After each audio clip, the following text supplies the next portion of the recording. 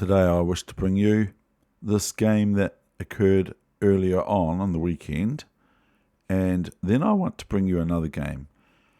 I'm seemingly getting nowhere here with my opponent in this game that I bring you, the first game.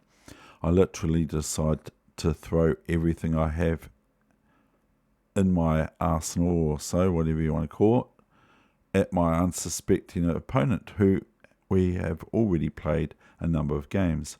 If my opponent succeeds in grabbing everything, I lose. So risky with inverted commas around the word risky.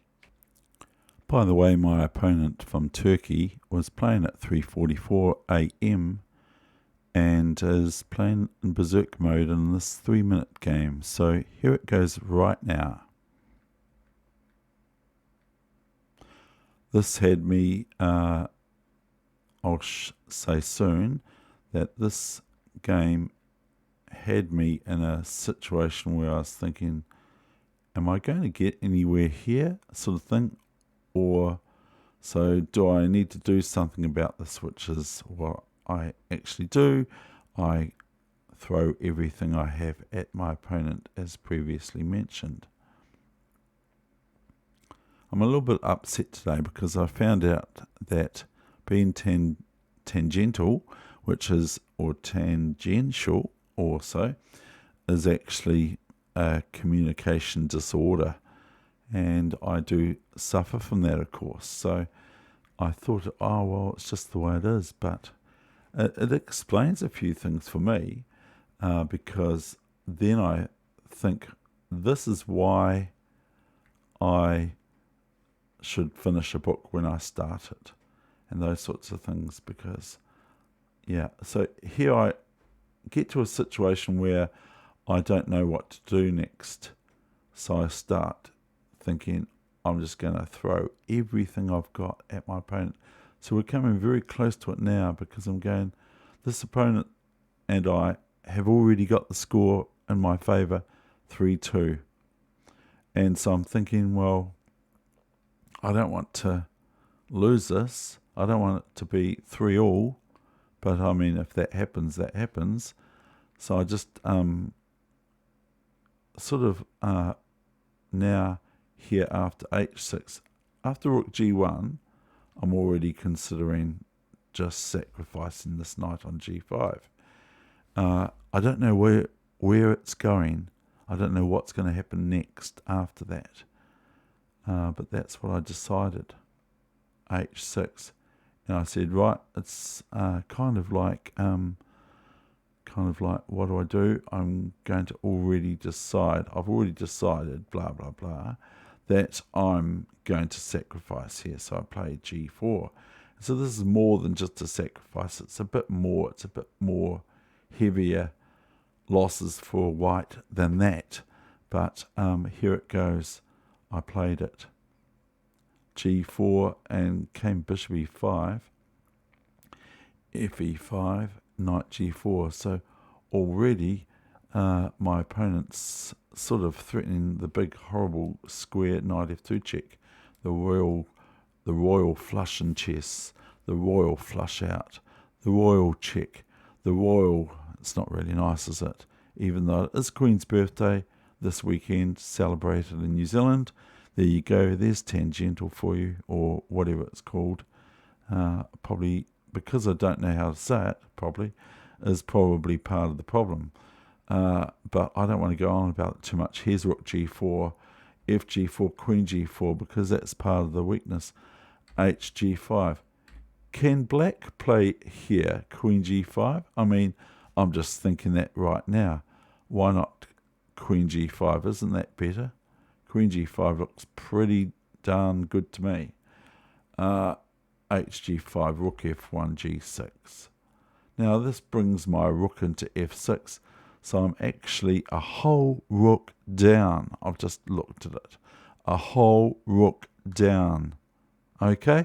So this is what the reason for me. This is, I'm doing this on purpose almost. This is the reason why I bring you this game here with blah, blah, blah. Now, there is mercurial for you, isn't it? Is it mercurial or is it tangential or whatever? And mercurial is something that Bobby Fischer demonstrated a lot of. And we all know what happened to our great chess player. He even got analysed to see for opera for all the sorts of disorders that I've got as well. We've all got disorders. The Dutch say that as well. The Dutch say, everyone just do what you do because everyone is hack. And, well, I'll just speak for myself. I won't speak for anyone else. But the Dutch have some sort of saying that says everyone is a little bit crazy. And I'm definitely crazy, a bit crazy, aren't I, really? Queen G5. So here there's still some normality. Of course I threaten. Just what do I threaten? It's very simple to see as Rook G6 check and Queen takes Queen, unless King F8 occurs. Then if King F8, then I go Queen H6 check and Queen H8 check, and then it's where did I go with that? The rook's on here, isn't it? So then it's Rook G8 check, unless the king goes there. Now I'll just have to. So Rook G6, Rook G6, King F8, otherwise Queen takes Queen. Queen H6 check, King E8. Queen H6 check is not really all that good, is it? Because of King D7. And so I think that with best play, Black's got a one position. And like I said before, Queen G5 was looking quite good for Black anyway as well. But my opponent was berserk mode in this 3-minute game. So here's Rook A7, which obviously and helps defend the Queen on E7, else there is difficulty with the Queen. So I capture the pawn on G6 with the bishop, and this I'm feeling quite confident with, but it's not exactly clear what happens after this. Rook H6, Queen H7. Now have a look at it. Queen G6, just like kind of almost a waste of time, this move, because now Black sets about placing their rook on the G file, which becomes a bit of a thorn in my flesh. Wrong word again, David. Haha. But it becomes a real thorn in my side, I'll say. I'll say that one instead. Rook G8. And I thought it was Rook G7, sorry. And Queen F6. And now Rook A G7. Now, it's time to take the Queen, but now I'm in a bit of a tangle because how do I go forward here?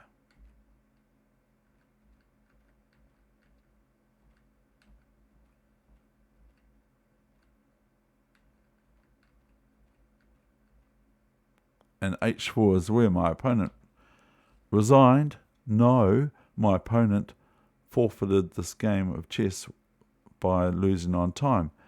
I'm wondering if there's a way in here for white or black. So let's have a look at something next game now. I hope you like this game to come as well. So here you go. Hold on. I hope that wasn't too exciting for you, although I do secretly hope the same thing, as here comes real excitement. But I don't want to let the cat out of the bag by telling you what's coming up next. Speaking of excitement, here's a glimpse of my dreaming state last night, and keeping to the nature and my nature of tangential speech, a communication disorder of all things. Ouch. Anyway, as I've already mentioned, as a child, I often heard my mother would share her dreams of last night with me. For me, dreaming that I fell into deep water last night, only to have a submarine taking aim at me as their target. Yay! Maybe it's because it's D-Day today, 78 years ago. There's tangential for you. And so I'm sort of like going against the I've forgotten the word. And so, but there, I'm a little bit disappointed actually to find that it's considered a disorder. But as I've mentioned, I've got weaknesses. So I hope you like this game. I really do. I am not sure which game I think is better than the other, if any are better than the other. But this one is really cool. The other one wasn't so decisive, was it? But this one, it might meet the mark of decisiveness. My opponent is 2206 on Lichess course in this hourly Super Blitz arena that occurred in the weekend. So I hope you enjoy this game. I actually enjoyed this game. I felt it was a great challenge for my chess prowess. Let's have a look. It's 3 minutes. So as previously mentioned, I used to kind of shy away from after c4, e4, c4, because I don't like to have my queen end up on d5. But that was another chess video I brought here on this chess channel, which I'm trying to purposely be my nature. I call it my nature, but it's my weakness. And so I'm trying to stay focused to the subject matter, if you get what I'm saying. So here, as per usual from last game attempt that I played this opening for black against white's e4 and c4, which is quite a good, if you don't mind me saying so myself, quite a good video in my opinion. I play here c6, and so this allows, it says something about do this for black in the French, as well as f5 of course. So, but it's something like that, headed up with that a couple of weeks ago. So I find this is quite good. It's kind of like the Caro-Kann, where they take Caro-Kann or the French or whatever, where they take the pawn on c6 greedily, which is a central pawn, but it's at the cost of development for white. So here's this annoying queen c2 attacking my bishop. So I play queen e7, trying to keep developing. I think my opponent played this quite well, but here it sort of offered me a wee bit of a chance. After queen e7 knight e2, I played bishop g4. Now if f3 now, okay, if f3, then this will leave this diagonal open, won't it? So the king's not in a castle there in a great hurry, and there's no d4 here as bishop d4, and it gets a bit grubby though, doesn't it, with bishop c6. So I'm going off on a tangent there, aren't I?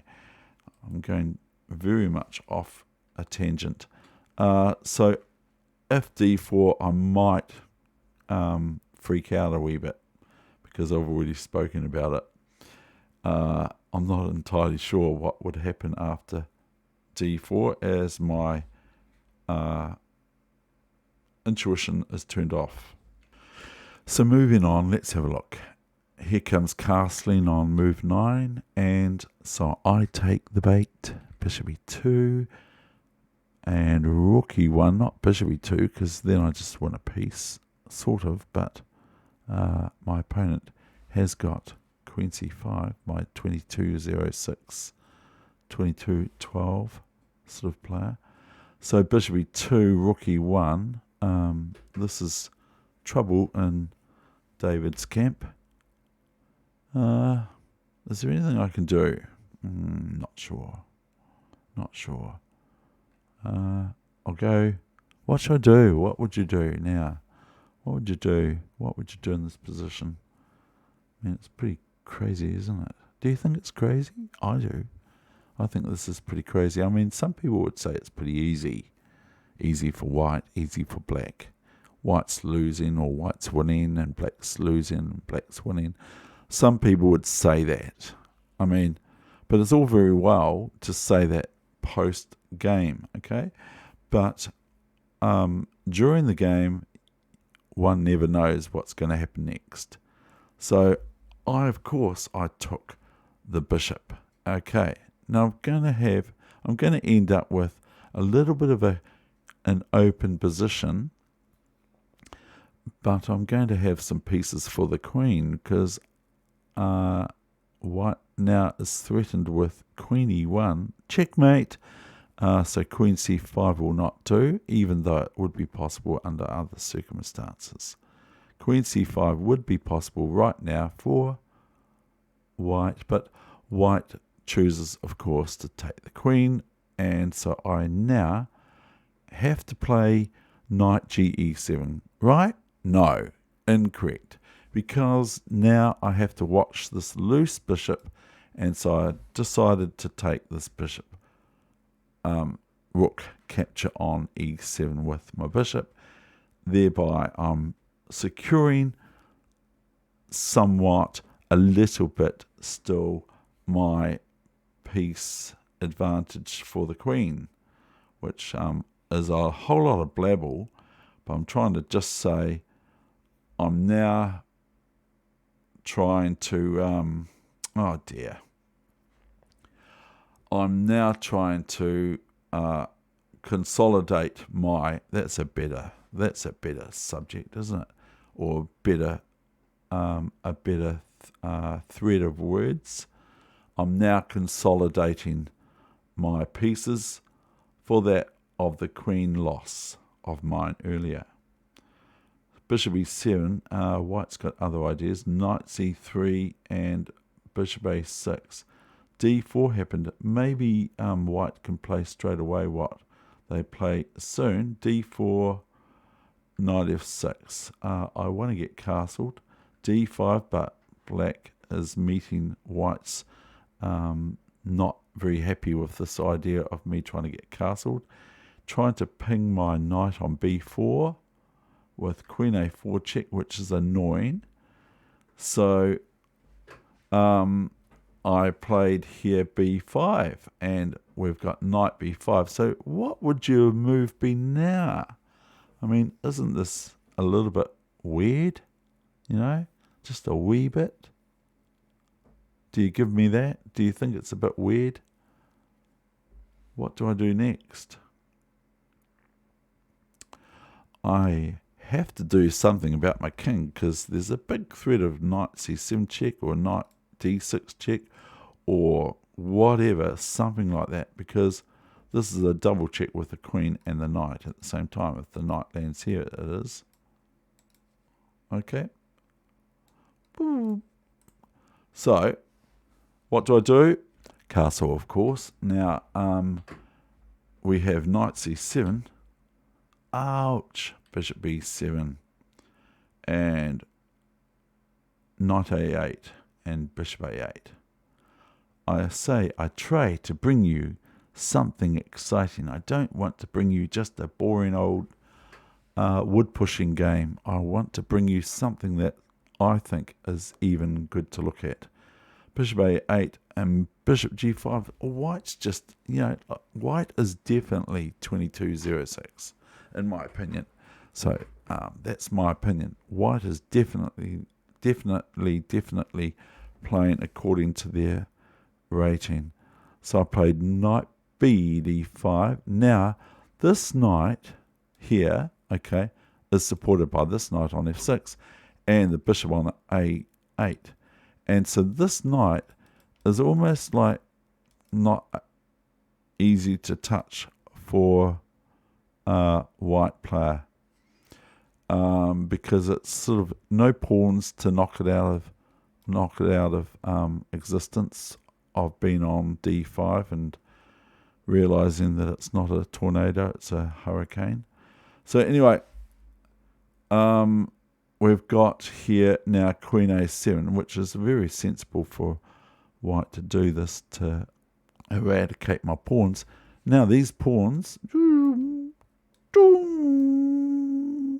if they get mobilized, I'm in big trouble, as well as white has a rook, of course, and bishop and queen versus my rook. I actually did this in the game. I thought, what have I got for the queen? I've got 3 pieces, less 2 pawns. So there you have it. So white's probably got the advantage. I played h6, bishop h4, g5. Very, very naughty, I know, but I want to sort of like give this dark squared bishop of white greater power than my one on e7 by playing bishop g3, knight e4. I have to be very, very careful not to play f5 and allow queen g6 and queen h6 check, and that following with rook c1 and h3, blah, blah, blah. So here's bishop e5. This is intrusive. I felt it was. But there's a problem with this, and what is that problem?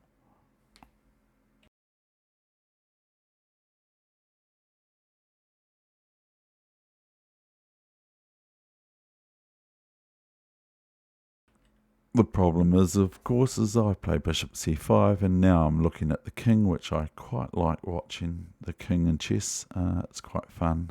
I can get a possible double check if white allows me. Plays queen a6. So play knight f2. I'm not sure whether knight f2 is better or bishop f2 is better. Probably bishop f2 looks quite good, actually. Because no king f1. Oh, yes, there is. Because I have knight e3 check, but then we've got king e2, and then I've got a knight on e3 and f2, and bishop on c5, and bishop takes g2 maybe. I'm not sure. My brain's going quite dark in that corner of the board. Here's king f1 anyway. So I could play knight e3 now, but that would result in king takes knight. Yay, thank you. We've got another piece, even though it's a bit sort of crazy.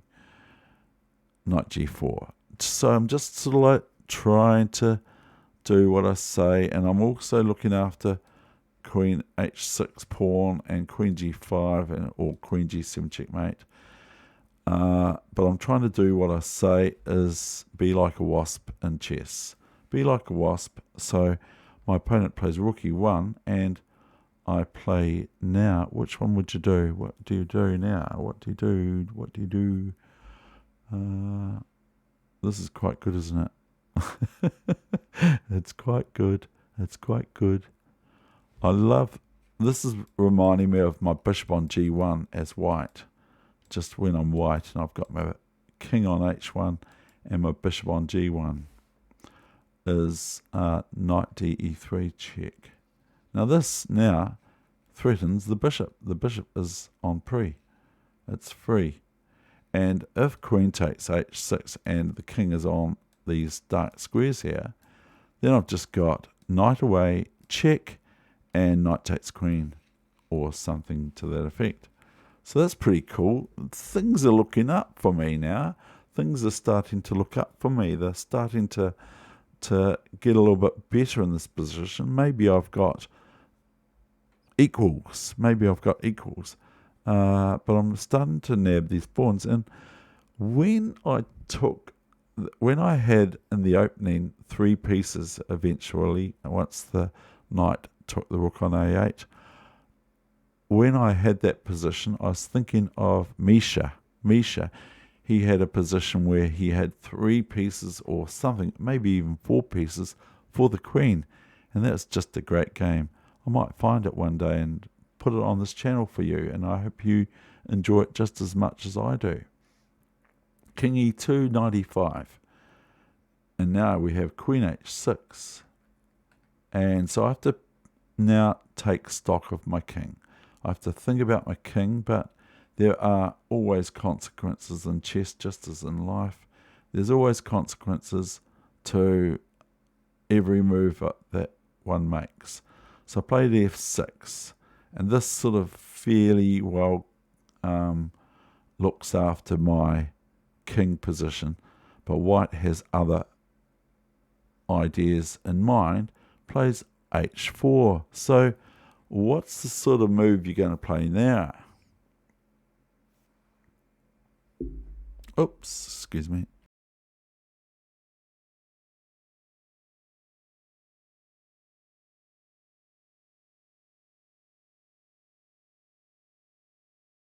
Here I played the following move on move 29 only. We're only up to move 29 is bishop g2 check. But then we've got hg3. I mean hg5. Do you know the squares of the chessboard, David, or not? You should by now, but you don't. You don't know, do you? Okay. I have to be so careful of fg5 and queen g5 check. Look at that. There'd be 1, 2, and 3, 4 pieces all on pre other than my king. And the rook is on f8, would not be attacked anymore if the queen's on g5.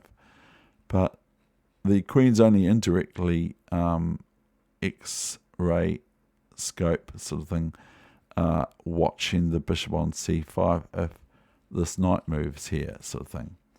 Keeping it interesting for one's brain, I hope.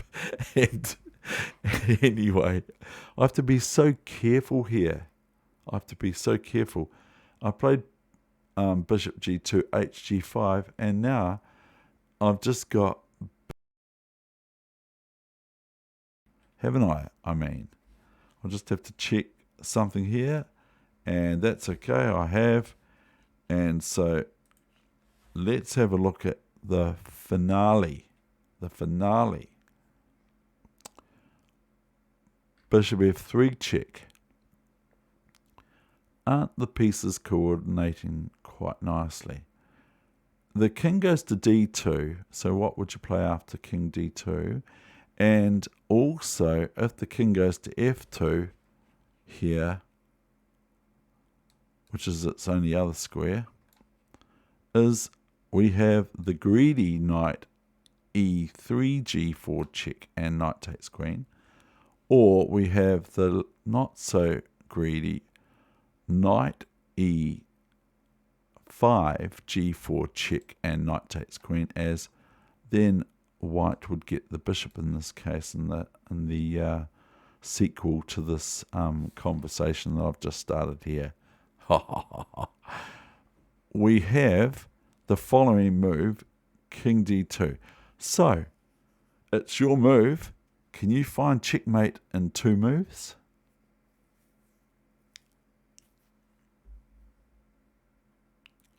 Or is it more? It's either checkmate or great material loss. Actually, it's probably better for white. I can play bishop b4 check. This is what's happening now. I can look at this position, and if king e3, then I don't take the rook. I take the queen with knight g4 check and knight h6, and then king f3, and then bishop e1 or something like that, and I end up a piece up. But here I played rook d8. Hope you saw this one. My opponent went king c3, and I was thinking, oh, what I was. And then I'm going to go straight after that. For you.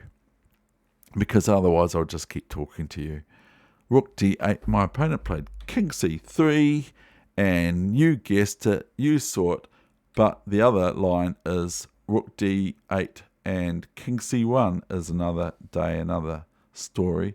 I might play knight d3, but that's a bit dangerous. But my opponent played king c3, and I played rook d8, rook d3, checkmate.